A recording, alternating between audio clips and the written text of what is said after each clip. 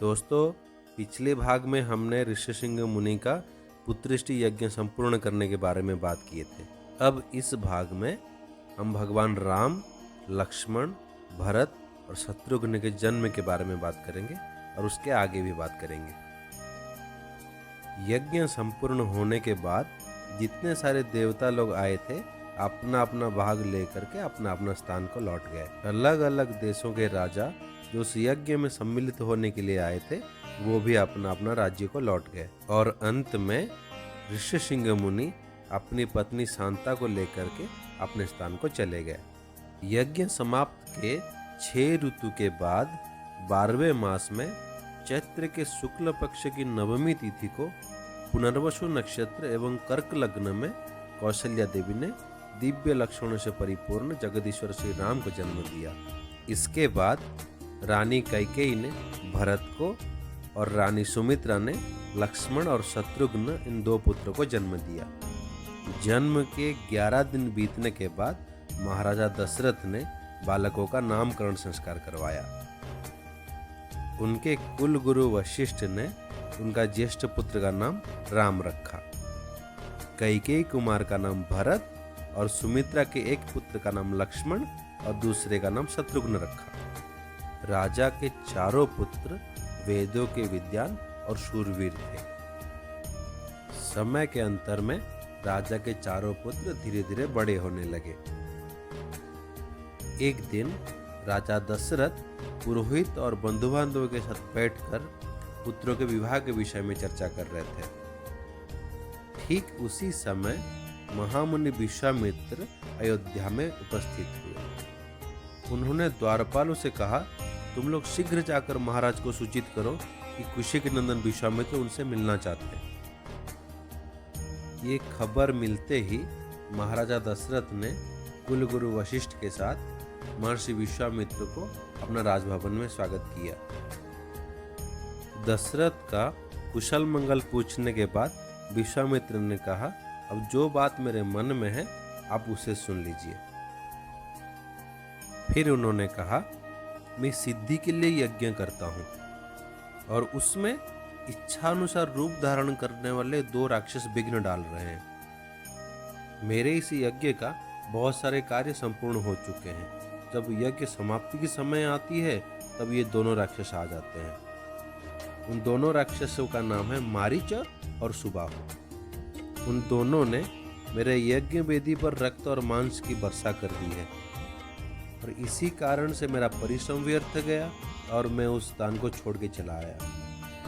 और यज्ञ के समय ना मैं उनको पर क्रोधित हो सकता हूँ ना उन्हें श्राप दे सकता हूँ, क्योंकि यज्ञ का नियम ही ऐसा है कि इसके आरंभ होने पर ना ही आप किसी को क्रोध कर सकते हैं ना आप किसी को श्राप दे सकते हैं। और मुझे नहीं लगता है कि राम के सिवा कोई और पुरुष उन दोनों राक्षसों को मार सकता है।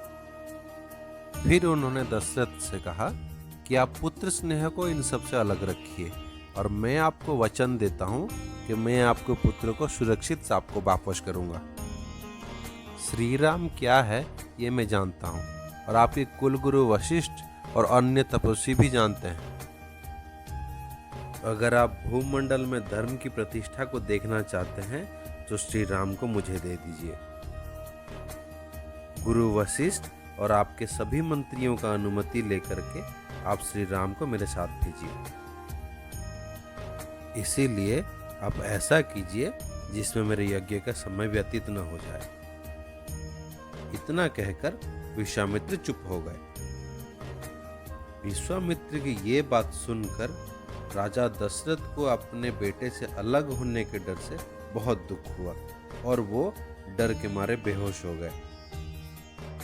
कुछ समय बाद जब उनको होश आया वो डर के मारे दुख करने लगे। कुछ समय सोचने के बाद राजा दशरथ बोले, हे महर्षि विश्वामित्र, मेरा बेटा राम अभी 16 साल का भी नहीं हुआ है और मुझे नहीं लगता है कि ये राक्षसों के साथ युद्ध कर पाएगा, तो मैं कैसे इसको आपके हाथ में सौंप दूं? मेरे पास अक्षय हुई सेना है, मैं उसका मालिक हूँ। इन सेना को मैं साथ में ले जाऊंगा और उन राक्षसों के साथ लड़ाई करूंगा। ये देखिए मेरे सूरवीर सैनिक जो वो राक्षसों के साथ लड़ने की क्षमता रखते हैं। आप इन्हें साथ ले जाइए, लेकिन मुझे नहीं लगता है कि राम को ले जाना उचित है। मैं स्वयं हाथ में धनुष लेकर आपकी यज्ञ की रक्षा करूंगा, और जब तक मेरे इस शरीर में प्राण रहेंगे मैं तब तक लड़ूंगा। मैं स्वयं आपकी यज्ञ को सुरक्षित करूंगा और आपके यज्ञ को संपूर्ण करवाऊंगा। कृपया आप राम को ना ले जाइए। मेरा राम अभी बालक है, इसको युद्ध नीति पता नहीं है, और इसीलिए ये राक्षसों से युद्ध करने लायक भी नहीं है। हे विश्वामित्र, मुझे इस वृद्धावस्था में पुत्र की प्राप्ति हुई है, इसीलिए आप राम को साथ ना ले जाएं।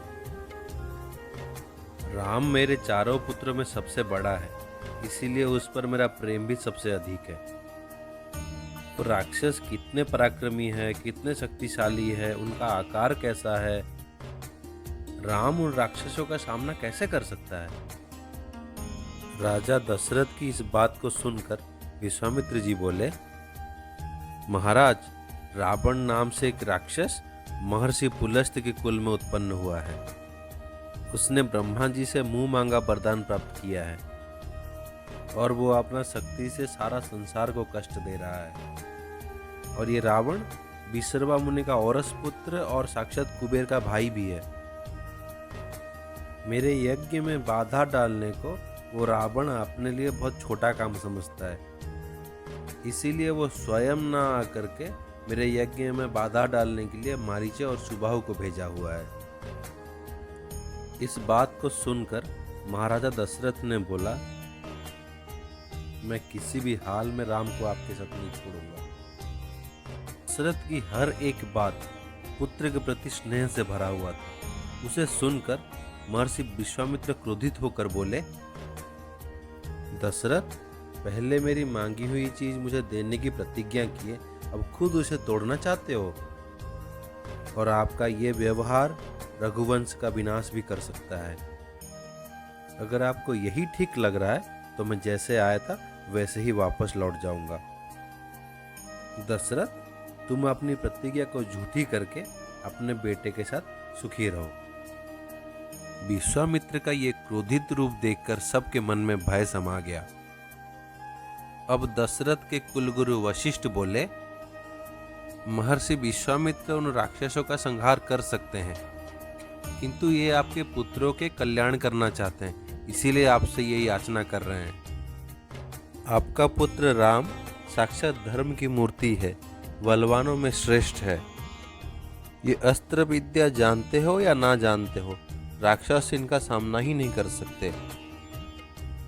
और जिसे विश्वामित्र सुरक्षा दे रहे हैं, वो राक्षस श्री राम का कुछ भी नहीं बिगाड़ सकते। वशिष्ठ की इस बात को सुनकर राजा दशरथ की मन प्रसन्न हो गया, और उन्होंने विश्वामित्र के साथ राम को वन में भेज दिया। आज की अध्याय को यहीं समाप्त करते हैं। आगे बात करेंगे अगले अध्याय में। तब तक के लिए राम राम।